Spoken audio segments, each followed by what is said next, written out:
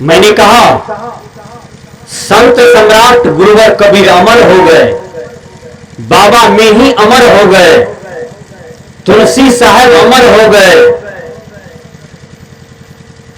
संत रविदास जी अमर हो गए, दादू साहब अमर हो गए,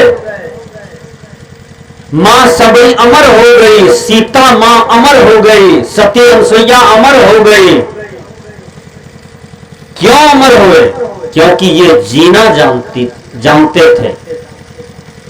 जो जीना जानते हैं वही अमरता को प्राप्त कर लेते हैं। जीने का मतलब ये नहीं है कि भर पेट रोटी सब्जी दूध रसगुल्ला पूरी बुनिया चमचम खाए हैं जी रहे हैं, इसको जीना नहीं कहता है। इतना काम तो बैल भी करता है, गाय भी करती है, बाघ भी करते हैं, भर पेट खाते हैं, जंगल में भोग विलास के साथ मजा से पड़े रहते हैं। मनुष्य का जीवन कुछ और है, मनुष्य की विशेषता कुछ और है, मनुष्य की सुगंधी कुछ और है। मनुष्य वह जो मनुष्य के लिए मरे, राष्ट्रकवि दिनकर ने कहा मनुष्य का जीवन क्या है? मनुष्य का जीवन अकेले का नहीं है, मनुष्य वह है जो दूसरे मनुष्य को भी सहयोग करते हैं, दूसरे मनुष्य की भी रक्षा करते हैं, दूसरे मनुष्य का भी काम में आते हैं। पथिक जो बांट कर खाए उसे इंसान कहते हैं, उसे इंसान कहते हैं। किसी के काम जो आए उसे इंसान कहते हैं, उसे इंसान कहते हैं। एक गरीब आदमी बस में बैठा, उसकी मां बीमार है, पूर्णिया जाना था, भाड़ा में 25 रुपया कम गया। पूर्णिया का भाड़ा 100 रुपया था, 75 रुपया कंडक्टर को दिया और 25 रुपया नहीं था उसको। कंडक्टर ने कहा ड्राइवर गाड़ी रोको, ये इस आदमी को उतार देना है यहीं पर, क्योंकि ये पूरा रुपया नहीं दे रहा है। ड्राइवर गाड़ी रोक दिया, उसको धक्का दे करके और 75 रुपया हाथ में दे दिया, कहा उतरो, यहां दया धर्म का जगह नहीं है। दया धर्म करेंगे तो बस मालिक हमको निकाल देगा नौकरी से। कंडक्टर को इतना भी बोध नहीं कि कम से कम इतना हम पैसा कमाते हैं तो 25 रुपया हम अपना ही तरफ से लगा दें, इसको नहीं है तो नहीं दे रहे हैं। लेकिन बस में एक बैठी हुई महिला थी, वो इस बात को देख रहा था, इस घटना को देख रही थी। उसका दिल पिघल गया, उसको बर्दाश्त नहीं हुआ। देखिए मनुष्य वाला दिल कैसा होता है, सही इंसान का दिल कैसा होता है। वो महिला पर्स से 25 रुपया निकालती है, कहा कंडक्टर साहब इनको बैठने दीजिए, आपको मैं 25 रुपया दे रही हूं, लीजिए और इसको जाने दीजिए, ये जहां जाता है जाने दीजिए। वो महिला 25 रुपया पर्स से निकाल करके देती है। भैया इसी को मनुष्य कहते हैं, इसी को इंसान कहते हैं। हम झूठे गवाही दे करके हम मनुष्य को परेशान करते हैं, इंसान को परेशान कर रहे हैं। हम कैसा मनुष्य हैं? हम झूठा केस करके किसी मनुष्य को, किसी इंसान को हम परेशान कर रहे हैं, तंग कर रहे हैं, दुख दे रहे हैं। हम कैसा मनुष्य हैं? आज कोर्ट कचहरी में देखिए, बाघ आपको नहीं मिलेगा, निर्या बिजी मिलेगा कोर्ट कचहरी में, मुसवा चिचवा मिलेगा, बिल्ली कुत्ता मिलेगा। कोर्ट कचहरी में मनुष्य मिलते हैं। क्यों? मनुष्य लड़ लड़ करके कोर्ट कचहरी का शरण लिए हैं। मनुष्य अपने विपरीत कर्म, मनुष्यताई से विपरीत कर्म करके मनुष्य कोर्ट कचहरी में भाग रहा है, दौड़ रहा है।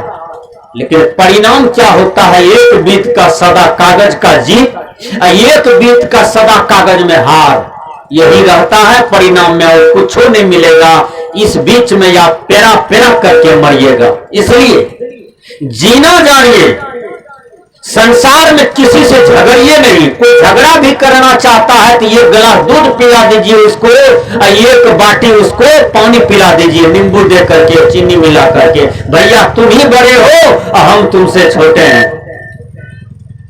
उलझिए नहीं, बढ़िया से इसको समझिए, उलझना नहीं है। कोई आपसे जान करके भी झगड़ा चाहते हैं तो आप उनको नमन कीजिए, भैया तुम बड़े हो, हम तुमसे बहुत छोटे हैं, तुमसे हम नहीं सकेंगे, तुम ही बड़े हो, तुमको बड़ा भाई मानता हो, तुम संसार में सबल हो, तुम ही गोसाई हो, तुम ही भगवान हो, तुम ही देवता हो, हम तुम्हारे भक्त हैं, इसलिए हम लड़ना नहीं चाहते हैं, न लड़ेंगे, कभी झंझट नहीं होगा। हर आदमी के अंदर में यह भावना हो। कोई लड़ने के लिए आ रहे हैं, आप भी समाट उठा करके कपार पर मार दीजिए, मर्डर तो हो ही जाएगा, लेकिन जिंदगी भर जेल की चक्की में पिसते रहिए और कराह काट काट करके मरते रहिए। इसलिए अपने जीवन में सहनशीलता चाहिए। भाई भाई में आदमी लड़ते हैं, क्यों लड़ते हैं भाई भाई में? संसार में भाई तो एक ही बार मिलता है। जमीन मकान हीरे सोना चांदी बहुत मिल जाएगा, लेकिन भाई नहीं मिलेगा। भाई से क्यों लड़ते हैं? भाई से प्रेम कीजिए, लड़िए नहीं, प्रेम कीजिए, ये जीने की कला है। गोतनी गोतनी में लड़ते क्यों है? डबल गोतनी है एक आंगन में, दोनों में खटपट होते होते दोनों का झोटकी पकड़ लिया, छोड़बे नहीं करे, दोनों का बाल पकड़ लिया, छोड़बे नहीं करे, दोनों को घिसियाते घिसियाते जमीन में घिसक रहा है। टोला का लोग नखरा देख रहा था, कोई छोड़ाने भी जाता है तो फिर भी नहीं माना, इसका झोटा वो धरे, इसका झोटा वो धरे, जमीन पर ससर गया दोनों, तहियों ने छोड़ रहा है, दई मुक्का झोटा पकड़ा हुआ है। ऐसा लड़ाई बैल भी नहीं लड़ता है, बैल में बैल, ऐसा लड़ाई गाय में गाय भी नहीं लड़ती है। आप क्यों लड़ते? इंसान होकर के, मनुष्य होकर के। बहुत क्रोध है, जब क्रोध आ जाए, बहुत गुस्सा है आपके अंदर में, जब गुस्सा उभर जाए तो अकेले बार एकांत जगह में बैठ करके श्री राम का जपन कीजिए, गुस्सा स्थिर हो जाएगा। सदगुरु शरणम का जपन कीजिए अकेले बार, आपका गुस्सा स्थिर हो जाएगा। मैंने कहा, गुरुवर कबीर कहते हैं, मृतक हो सो साधु, मरने की कला साधु जानते हैं, लेकिन जो जीना जानेगा वही मरना जानेगा। जीना जानिए, जड़ चेतन की संजोग से जीवन चलता है। जड़ क्या है? शरीर। शरीर 4 तत्व से बनता है, वो क्या है? अग्नि, हवा, धरती और पानी। 5 तत्व से शरीर नहीं बनता है। आकाश कोई तत्व नहीं है, जो तत्व होता है वो पकड़ में आता है।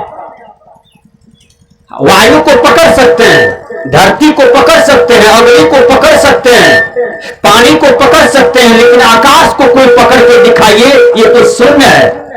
लेकिन तुलसीदास जी महाराज इसको भी जोड़ दिए, क्योंकि आकाश का भी काम है, चलने फिरने के लिए खाली जगह चाहिए ना जी, इसलिए आकाश को जोड़ दिया।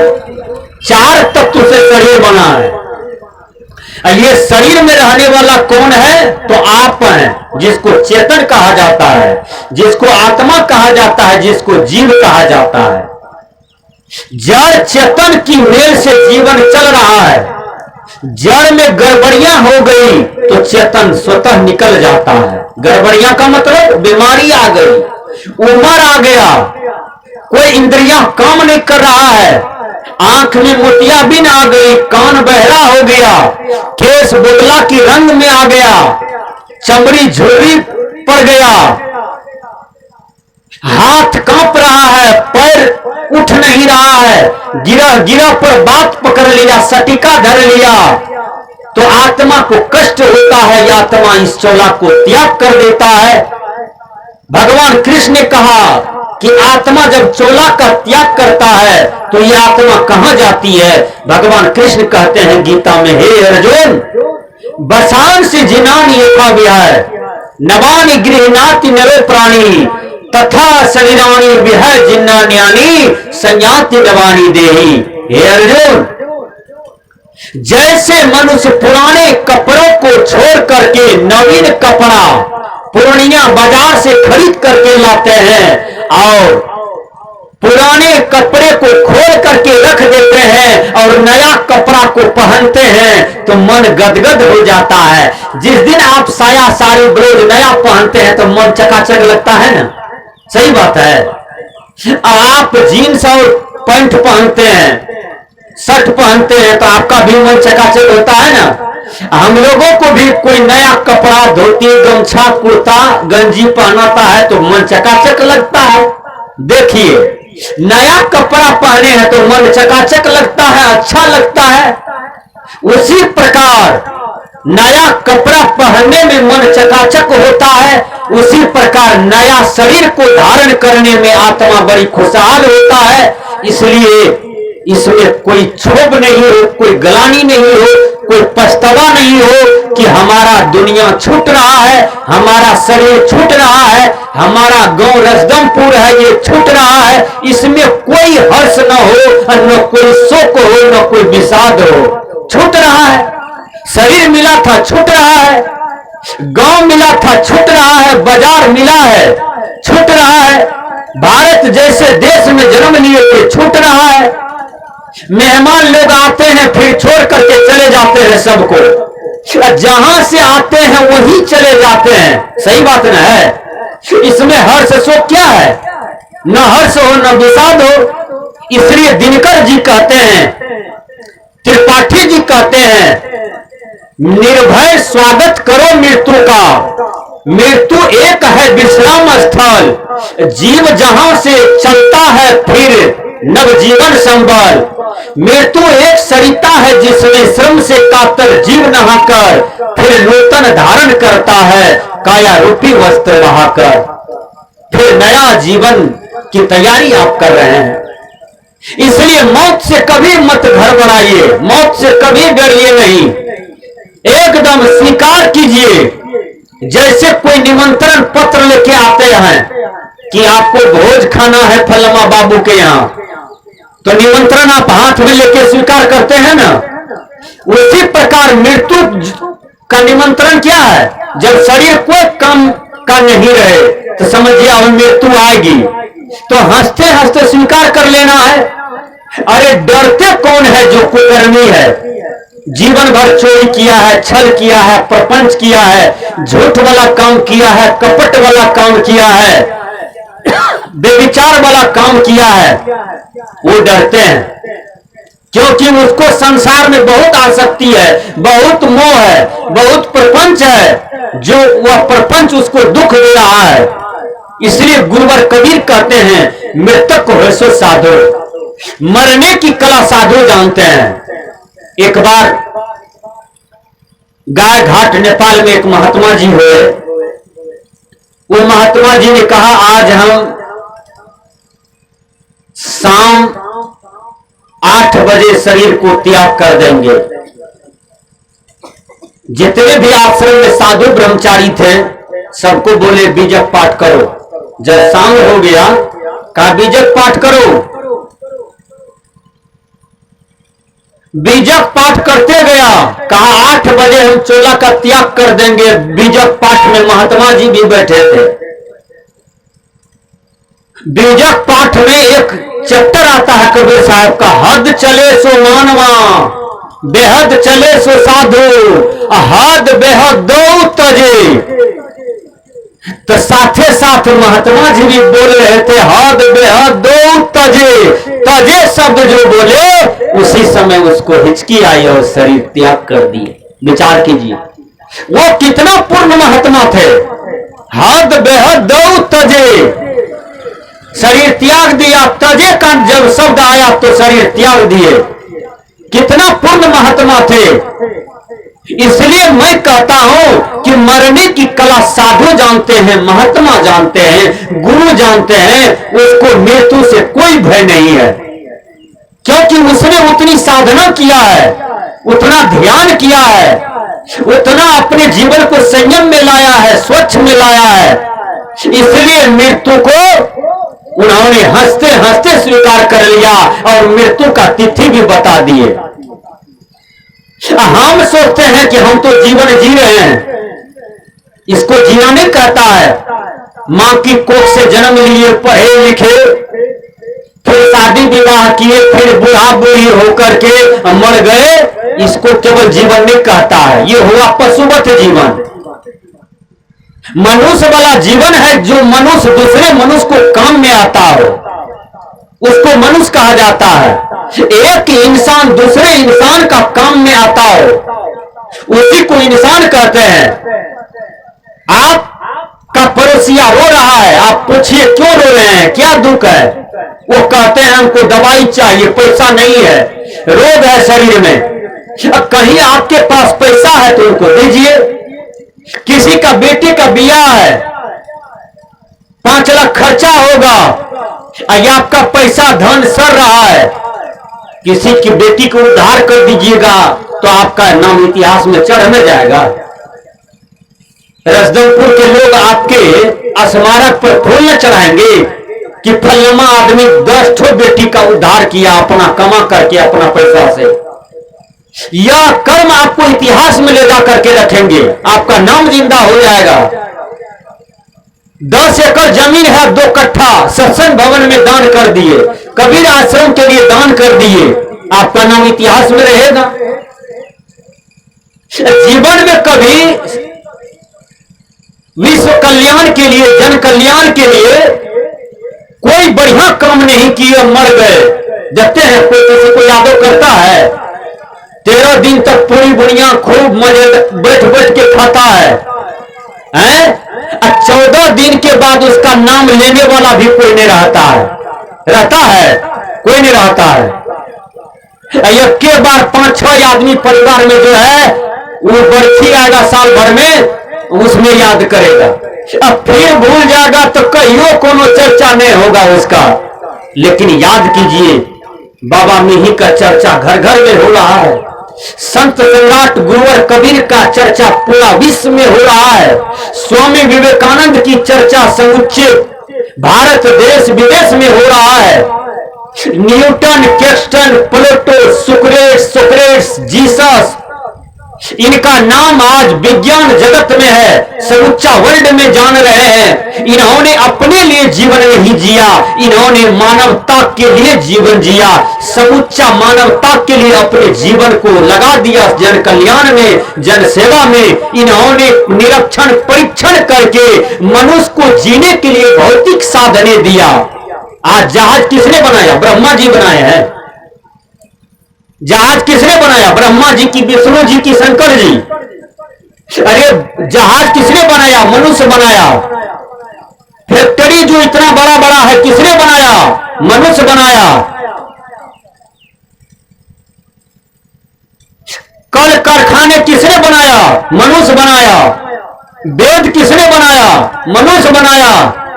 शास्त्र, कुरान, पुराण, बाइबिल, गीता किसने बनाया? मनुष्य बनाया। इसको पढ़ने वाला कौन है? मनुष्य पढ़ने वाला है। मंदिर किसने बनाया? मनुष्य बनाया। मंदिर का मूर्ति किसने बनाया? मनुष्य बनाया। मूर्ति के सामने हारमोनियम, ढोलक, झाल लेकर के कौन बैठा है? मनुष्य बैठा है। वह गीत कौन गा रहा है? तमेव माता च पिता तमेव बंधु स सखा। ये बातें कौन बोल रहे हैं? मनुष्य बोल रहे हैं। इसलिए मनुष्य तो सबसे महान है, सब कुछ में मनुष्य का हाथ है। अब मनुष्य झूठे से किसी भगवान का नाम लगा देता है, किसी भगवान का ढेस लगा रहा है, किसी भगवान का नाम लगा रहा है। ये मनुष्य अपनी नादानी का पहचान दे रहे हैं। वास्तव में मानव ही भगवान है, मानव के सिवा कहीं कोई भगवान नहीं है। जिस भगवान की चर्चा है वो भगवान आपको मिला? अपना दिल पर हाथ दे करके कहिए, भगवान जी मिले हैं? यदि मिले हैं तो आपसे हिंदी में बात किया कि इंग्लिश में बात किया कि उर्दू में बात किया कि मैथिली में बात किया है भगवान जी? बोलिए। भगवान का घर कहीं ऊपर में नहीं है। यही आत्मा किसी गुरु संत महात्मा से अच्छी बुद्धि लेकर के अच्छा कर्म करता है। एक एक सदकर्म जब उसका जमा हो जाता है तो वही भगवान कहलाने लगता है। जैसे भगवान राम भगवान हो गए, उसका जन्म आकाश से नहीं हुआ, किसी मां के कोख से हुआ, और एक एक शुभ कर्तव्य करते करते राम भगवान हो गए, कृष्ण भगवान हो गए, रामानंद स्वामी भगवान हो गए, बुद्ध भगवान हो गए। तो इतना बढ़िया बढ़िया कर्म कीजिए कि आप भगवान हो जाते हैं। भगवान कौन होता है? जो जीने की कला को जानते हैं। परम पुरुष सद्गुरुदेव जी कहते हैं, जो जीने की कला जाने अमरता पा सके सोई। अमरता को वही प्राप्त कर जाते हैं जो जीने की कला जानते हैं। जीने का मतलब, आप इंसान बन के अवली तर पर आए तो आप पढ़िए लिखिए, शिक्षा को पहले धारण कीजिए और उसके बाद आपके जीवन में आध्यात्मिक शिक्षा हो, और आपके जीवन में दारू, शराब, गांजा, भांग, बीड़ी, सिगरेट, खैनी, जर्दा यह सब ना हो। मद से आप निषेध हो, स्वच्छ जीवन हो, और मछली, अंडा, मुर्गा, कबूतर, सुगर, गाय, भैंस का मांस आप न खाएं। आपका जीवन वैष्णव का हो। वैष्णव का मतलब आप स्वच्छ भोजन कर रहे हैं, पवित्र भोजन कर रहे हैं। दुग्धम युक्त क्षीर भोजनम, जो भोजन भगवान कृष्ण खाते थे दूध के साथ, रोटी, भात, यह भोजन आप खाएं। यह भोजन को खाते हुए और वैष्णव धर्म का पालन करते हुए वैज्ञानिक बनिए, राष्ट्रपति बनिए, प्रधानमंत्री बनिए, मुख्यमंत्री बनिए, डॉक्टर बनिए, बढ़िया किसान बनिए, बढ़िया साधु बन जाइए। इसी को इंसान का जीवन कहते हैं। बढ़िया वैज्ञानिक बन जाइए, इसी को इंसान का जीवन कहते हैं। आपके जीवन में हर चीज बढ़िया हो, हर चीज हरियाली हो, हर चीज उजला हो, कोई किसी भी प्रकार की कालापन न हो, तब आप संसार में जीना जान रहे हैं। सुबह जगते हैं, अब भर पेट चाय लिट्टी खाते हैं, गैस्ट्रिक बीमारी आपको होगा कि बैल को होगा? चाय का है पीते हैं खाली पेट में, वो कंठ तक। चाय का त्याग तो कीजिए। खैनी हर बात में लेटाते रहते हैं। खैनी क्या है? खैनी अमृत है।